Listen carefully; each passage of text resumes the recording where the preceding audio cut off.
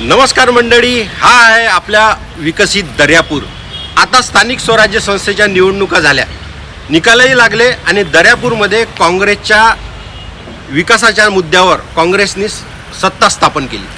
निवडणुकीच्या वेळी आम्ही हे करू, आम्ही ते करू, आम्ही टॅव करू, आम्ही मॅव करू अशा मोठमोठ्या गप्पा मारल्या गेल्या आणि आज प्रत्यक्ष परिस्थिती काय आहे हे संपूर्ण दर्यापूरमध्ये कचऱ्याची ढीग साचली आहे। आणि विशेष म्हणजे मी आज जिथे उभा आहे हे नगर परिषदचा पूर्ण परिसर आहे।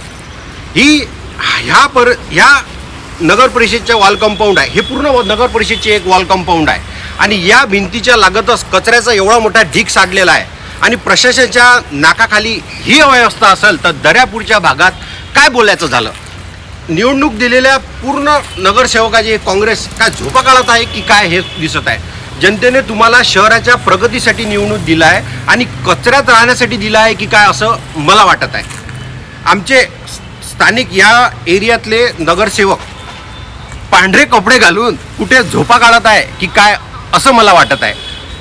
मला त्यांना एक नम्र विनंती आहे आणि प्रशासनाला नम्र विनंती आहे की हा जो कचरा आहे हा कचरा लवकरात लवकर उचलून घ्या आणि एक स्वच्छ वातावरण इथे निर्माण करा अशी मी विनंती करतो। धन्यवाद।